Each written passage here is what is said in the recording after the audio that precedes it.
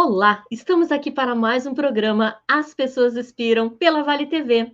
E hoje nós vamos falar sobre um assunto, uma pauta super relevante, que é a diversidade e a inclusão. O que é isso, né? E para conversar um pouquinho mais e para a gente conhecer também ela que é também colega aqui, apresentadora do programa Coletivo de Mulheres Quebrando Tabus aqui na Vale TV, eu vou chamar, já está aqui na tela, né, a Janaína Dieter, ela que é doutora em diversidade e inclusão, também é professora de educação física pelo Instituto Federal do Rio Grande do Sul, campus Veranópolis, né?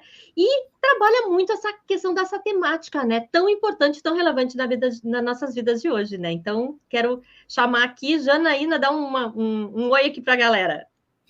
Olá, pessoal, tudo bem? Queria agradecer a Eliane pelo convite. É um prazer estar aqui nesse programa que tem uma trajetória muito linda, muito importante de valorizar as trajetórias e as vidas das pessoas. Todos somos importantes, né? E eu acho que isso tem muito a ver também com a diversidade e com a inclusão. Todo mundo me conhece, podem me chamar de Jana, né? Janaína parece que é minha mãe me chamando, brigando comigo. É verdade. Então, é bem tranquilo, assim, tanto que as minhas redes também é @janadider, já deixo aí, né? É, Maravilha. enfim, queria te agradecer pelo convite, as apresentações, assim, mais formais já foram feitas, né? Em Legal. termos de profissão, Uhum. de formação, né? Gostaria de fazer uma audiodescrição minha, então, Ah, também, né? legal, muito bom. E também pensando na parte social, né? Ao entender o meu lugar social. Então, eu sou uma mulher branca, heterossexual, cisgênero, que me identifico com o gênero no qual eu nasci. Eu possuo cabelos loiros, meio lisos, meio ondulados, depende do dia, olhos azuis. Hoje estou vestindo um blusão preto, que é o que aparece aqui. Sou uma pessoa baixa, tenho 1,58 m e meu corpo foge um pouquinho do padrão instituído aí pela sociedade de corpos magros, né? Então, mais ou menos nesse sentido, para vocês conseguirem entender quem sou eu. Muito bem. Já aproveitando aqui, então, no mesmo ensejo, né? Eu sou uma pessoa loira também, tenho mais ou menos a mesma altura aí da Janaína, né? E da Jana, como ela gosta de ser chamada. E tenho olhos castanhos, uso óculos, né? Para perto, né? Aí já começou, né? Depois de uma certa idade a gente tem que usar, né? Essas coisas, enfim, né? Estou me adaptando aqui. Estou com um casaco quadriculado, assim, esportivo, né? E tô com uma tela de fundo aqui, que na verdade é um filtro, né, do meu programa, e que tem um piano no fundo, ao fundo, né? Um sofá, e a sala está toda iluminada, né? Então, né? E Jana, queria te conhecer um pouco mais. Eu acho que as pessoas aqui vão gostar de saber um pouquinho sobre a tua trajetória. E eu queria já te perguntar nessa primeira questão aqui, como é que a diversidade e a inclusão entrou na tua vida? Então, em primeiro lugar, eu queria dizer que a Jana passou e passa por diversas mudanças e que mudar é bom. É, acredito que a diversidade e a inclusão ela sempre esteve na minha vida, mas que por muitos anos eu estava com os olhos tampados, né? Eu estava com os olhos vendados. E então, durante a escola, assim, eu lembro, né, de, por exemplo, colegas negros, colegas homossexuais, inclusive, quando eu cito exemplos que muito se fala hoje, quando se fala em diversidade também, essa diversidade étnico-racial, de gênero, né? As pessoas dizem que trabalhar isso na escola incentiva a pessoa virar homossexual, virar transgênero, e que, na verdade, eu sempre trago um exemplo de um colega meu, um ex-colega meu, inclusive, infelizmente, essa semana ele faleceu, vocês devem ter visto, o Regis Wagner, que era professor de uma escola de educação infantil. O Regis marcou muito a minha infância, porque quando eu estava na escola, o padrão do binarismo e heteronormativo, né? Ou seja, somente relações heterossexuais, né? As pessoas se identificando com o gênero que nasceram eram aceitas. E não se falava nada sobre essas diversidades, né? Apesar de elas existirem. Elas existiam, mas elas eram chacoteadas, elas sofriam bullying, elas eram excluídas, elas eram minimizadas. E o Regis me chamou muito a atenção porque ele sempre teve a presença enquanto uma pessoa homossexual e ele sempre sofreu muito na escola, né, pelos colegas. E mesmo a gente crescendo nesse ambiente heteronormativo, isso não fez com que ele deixasse de ser quem ele era. Então, eu fiquei muito feliz ao acompanhar ele ao longo dos anos nas redes, né? As redes nos proporcionaram isso e ver que ele conseguiu se manter e assumir aquilo que ele sempre foi, né? Não foi uma criação, não foi uma algo enfiado, né? Goela abaixo, vamos dizer assim. Ele sempre foi assim, ele sempre se viu assim, ele sempre se sentiu assim. E o que causou esse ambiente heteronormativo foi sofrimento para ele, né? Inclusive, eu fiquei sabendo que ele morreu de um câncer no estômago, né? E aí, para quem acredita ou não de doenças psicossomáticas, né? Eu tenho mais que certeza que todos esses anos de sofrimento, que apesar de hoje poder se assumir de uma forma mais livre, essas pessoas sofrem ainda muito, né? Não podem andar de mãos dadas na rua, né? Que são coisas que qualquer casal heteronormativo pode estar fazendo. Então, a diversidade e a inclusão, elas sempre tiveram na minha vida, mas eu nunca consegui enxergar elas da forma que elas acontecem, porque isso não era trabalhado, o preconceito sempre foi muito enraizado, né? Eu, até antes de entrar no mestrado, assim, me considerava, vendo hoje, né, uma pessoa mais politizada, mais consciente socialmente, me via uma pessoa, então, muito ignorante, né, nessas causas sociais, nessas questões, né, de diversidade e inclusão. E, assim, a Jana, principalmente antes do mestrado e a Jana depois da pós-graduação, quando terminou o doutorado, né, que ambos, né, mestrado e doutorado foram em diversidade e inclusão, são pessoas totalmente diferentes, né?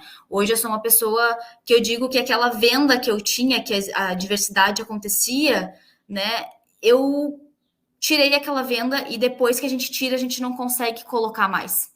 Então, as causas, elas nos tocam e a gente automaticamente se torna militante por elas, né?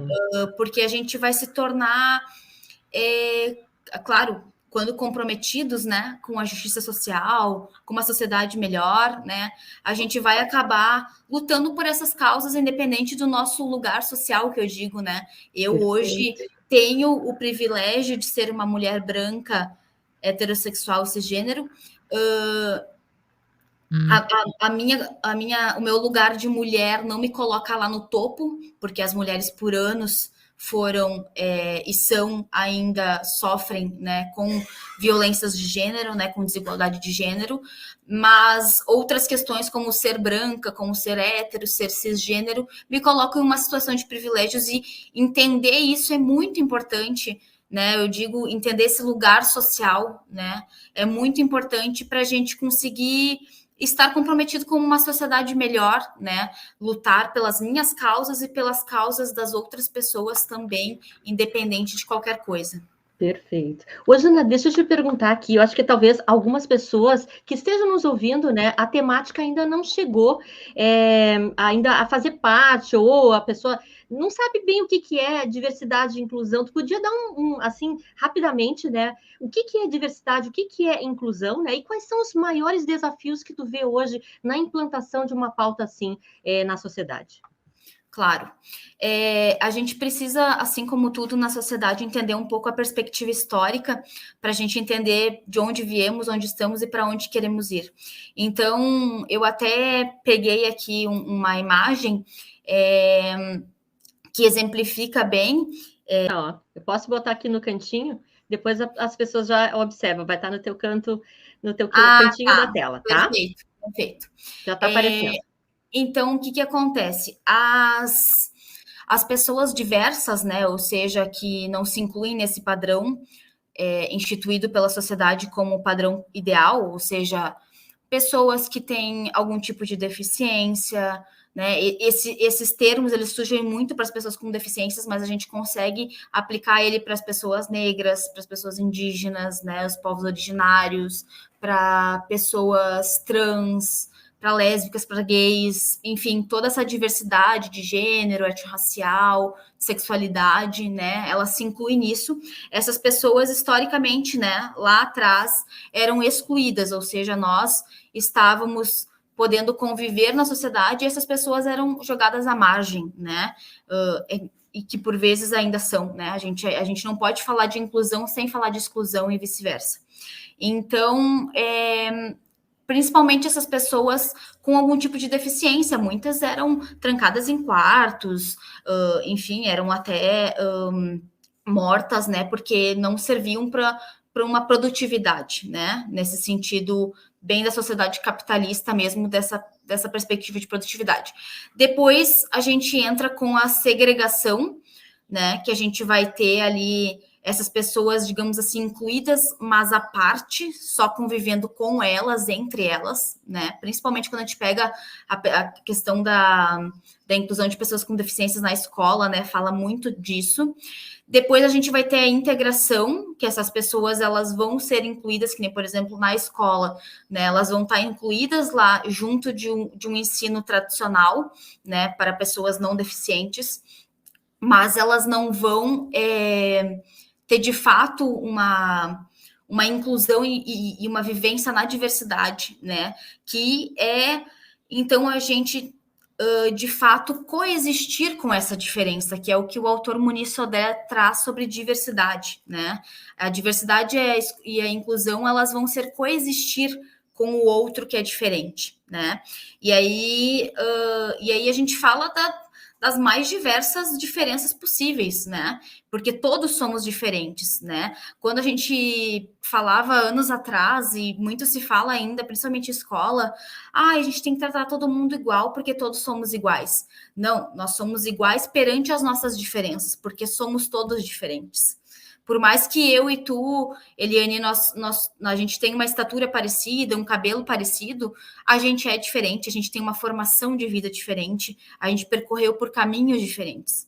Com certeza, Jana. E assim, quando tu falou, né, sobre a questão do programa mesmo, né, eu acho tão legal isso, porque isso que talvez tenha me motivado a fazer um programa assim, porque por trás de tudo que a gente faz, de cada profissional que a gente tem uma singularidade, e às vezes no dia a dia, no tão corrido que a gente não olha para isso, né? E não enxerga toda a cultura que tem por trás, né? Toda essa trajetória de vida que nos constitui, né? E que nos faz essa pessoa tão singular no mundo, né? E tão importante, com tantos chamados aí para desenvolver na sociedade, né? Eu sempre acho que a gente tem uma missão, né? E o nosso passar pela Terra diz muito disso, assim, sabe? De descobrir qual é a nossa missão e tentar trazer isso para o mundo, né? E a gente só vai descobrir quando a gente se conhece, né? E conhece o outro da melhor maneira. Jana, eu ia concluindo aqui, eu sei que tu também dá aula, né? De educação física para adolescentes. Conta um pouco como é que é essa experiência de trazer essas pautas também para o público adolescente. Com certeza. Então, minha formação inicial é educação física, licenciatura, né?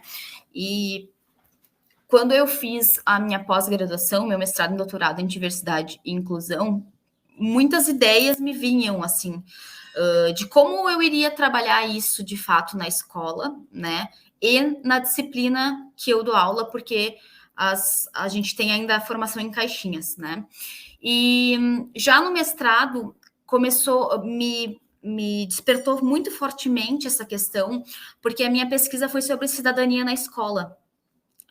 E a cidadania não só vendo como um sujeito de direitos e deveres, e sim de que forma ela acontece na escola. Então, eu fiz observações, fiz entrevistas, né, para entender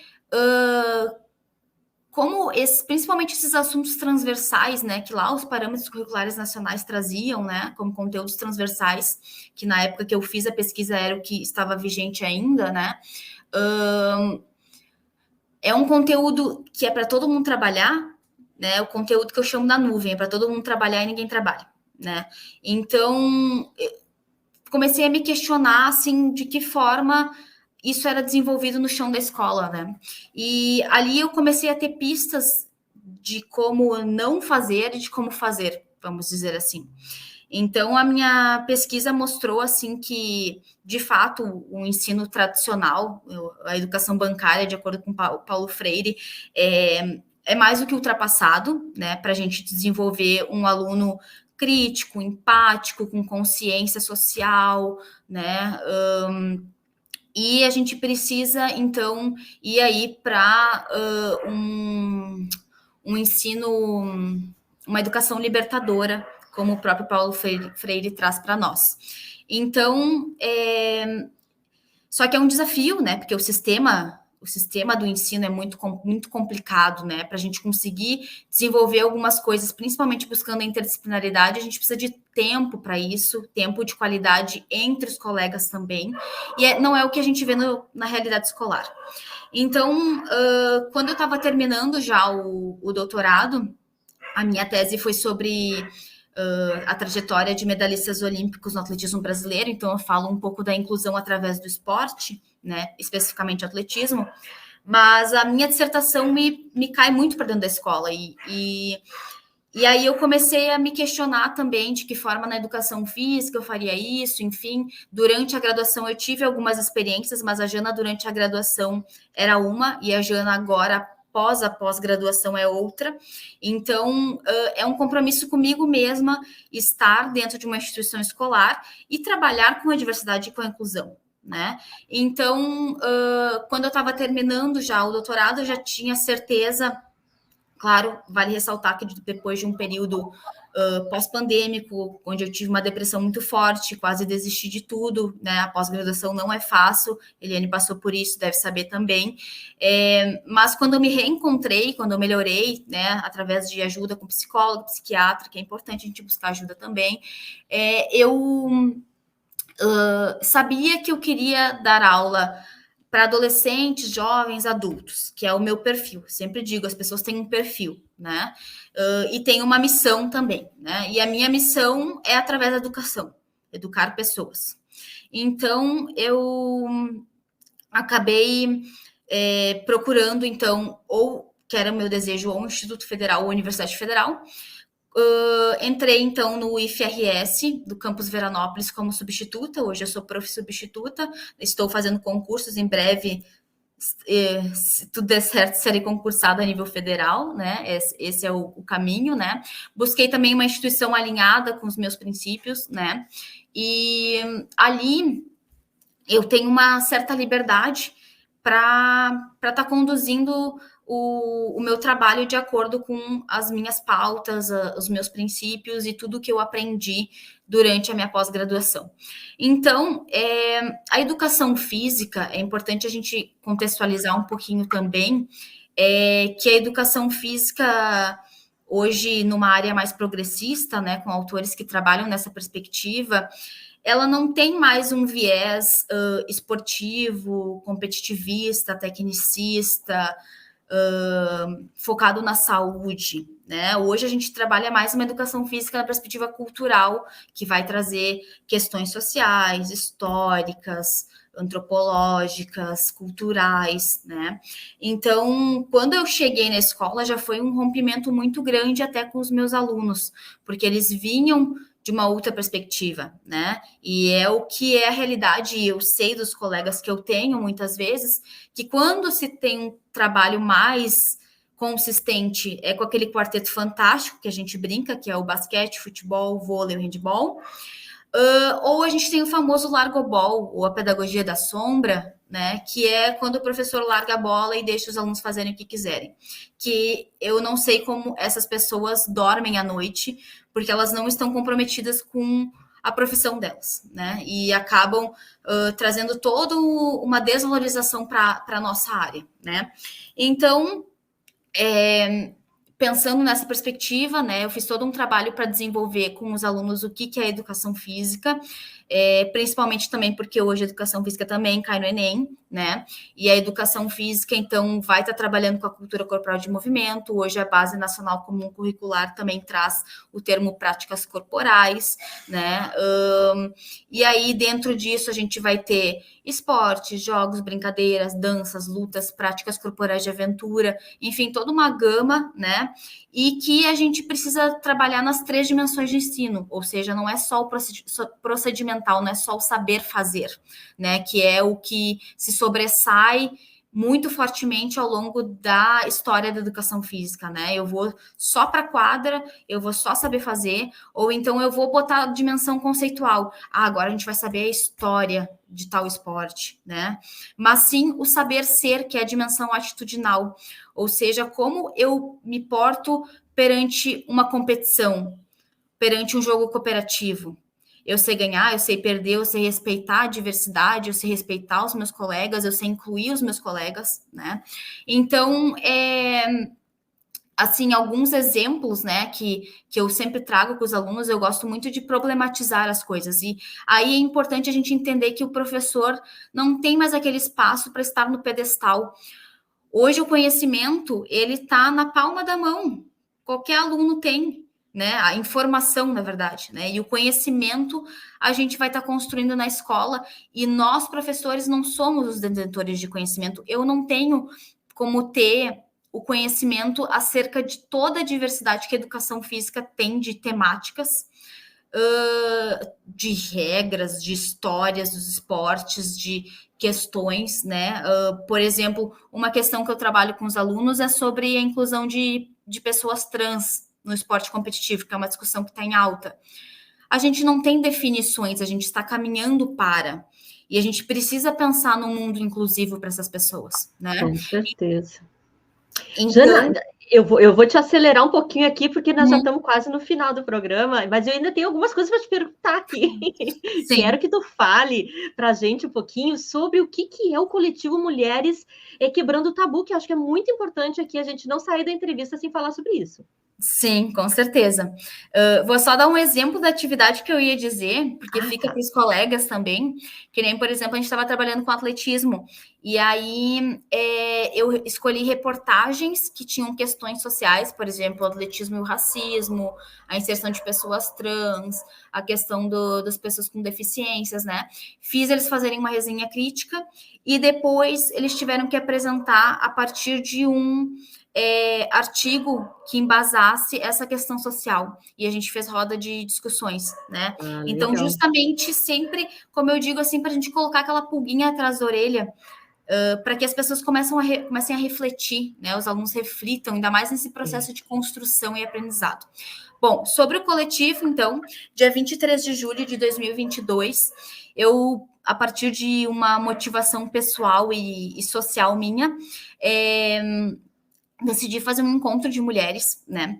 Porque eu estava vendo essa necessidade, né? Pessoal, porque eu sofri um abuso na infância e senti que eu precisava fazer algo pelas mulheres. Muitas chegavam para mim denunciando que tinham acontecido coisas parecidas com elas ou com alguma conhecida em algum momento.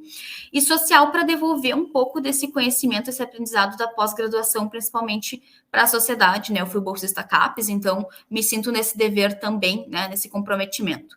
E aí resolvi fazer um encontro de mulheres, e assim como eu digo, assim, todo encontro de mulheres é potencial, é potente e inspirador. Porque a gente cria uma rede de apoio mútuo incrível, porque a gente está entre pares, e mulheres que nunca se viram, que não se conhecem, estão ali abrindo seu coração e se apoiando uma nas outras, se vendo uma nas outras, a partir dessa estrutura que a gente tem machista da sociedade patriarcal. Então, a gente... Hoje é um coletivo, a gente tem mais meninas que fazem parte, né? Já passamos aí de 1 ano de atuação. Conseguimos o nosso programa na Vale TV também esse ano, para poder estar levando mais informações para mais pessoas, né? Porque a gente sabe que a Vale tem outro alcance, né? As reportagens também, os programas vão para o YouTube, e no YouTube mais pessoas conseguem, né, chegar. E a gente tem algumas ações também presenciais aqui na região do Vale dos Sinos. Então, quem quiser conhecer é @Mulheres Quebrando Tabus no Instagram. E, enfim, a gente está sempre aberta a receber sugestões, a receber pessoas que querem somar, né? E sempre também buscando, então, levar informação, buscar esse apoio em rede e quebrar tabus, né? Com certeza, né? E tem tanta coisa, né, Jana, que a gente precisa realmente dialogar, sabe? Eu acho que nós estamos num momento hoje que a gente está inovando, né? Falar de diversidade, inclusão, é uma inovação de um mundo, de uma sociedade que a gente quer construir, né? Onde todos tenham vez e voz e assim por diante, né? Então, acho que é super importante a gente falar sobre isso. E quando a gente tem essa oportunidade, né? Acho que cada momento desse aqui a gente impacta, que seja uma ou duas pessoas, né? Para um refletir mais profundo, acho que já tá valendo, né? Jana, queria que tu deixasse uma mensagem final aqui para o pessoal que está nos assistindo, né? Deixasse aqui um convite também para participar do teu programa, participar do coletivo, né? E tudo mais. Então, palavra tua. A revista Bom Exemplo, que é do jornal NH, disse: Jana, me manda, que também tem uma parte de Pessoas Inspiram, se eu não me engano, me manda uma foto tua e uma frase. E aí eu fiquei pensando, que frase? E aí tem uma frase que eu hoje uso muito, que é: trabalhe com o que você acredita. Porque quando a gente acredita em alguma coisa, a gente consegue ir mais longe e consegue tocar as pessoas, né? Eu lembro que na minha primeira entrevista para uma bolsa de extensão lá na Fevale, quando eu fui fazer educação física, era meu primeiro semestre, o professor disse: olha, teve vários alunos que passaram por aqui, inclusive que estão quase se formando. Eu sinto que tu é bem verdinha ainda, mas eu vejo brilho nos teus olhos. Então, eu acho que isso muda qualquer coisa. E você que está em busca, né? Continue nessa busca para conseguir achar essa missão, que nem a Eliane falou antes, né? É verdade, porque acho que depois que a gente descobre, né, e expande essa consciência, essa elevação de consciência que eu sempre trago aqui, principalmente no mundo dos negócios, né, que é tão importante, a gente precisa buscar alternativas, e eu acho que a diversidade e a inclusão, ela vem muito dentro dessa busca de coisas novas, né, de trazer aí espaços de diálogo, seja no mundo corporativo, seja na escola, seja em casa, muitas vezes que a gente não tem, né? É muito necessário, né? Então, que cada um de nós, né, Jana, saia daqui assim com essa pulguinha atrás da orelha, né? O que eu posso fazer diferente, né? O que eu posso impactar positivamente para que essas pautas realmente sejam genuínas, né?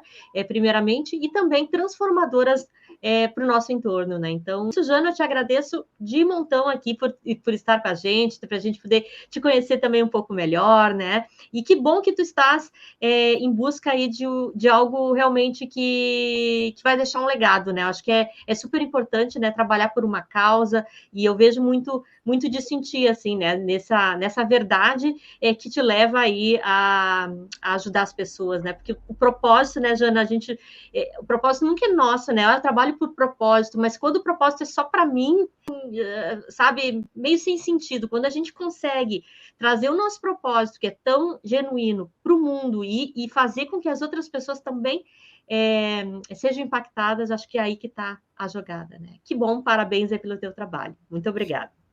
Obrigada, eu. E é bem como tu falou, e para fechar, assim, eu digo que quanto mais diverso, melhor.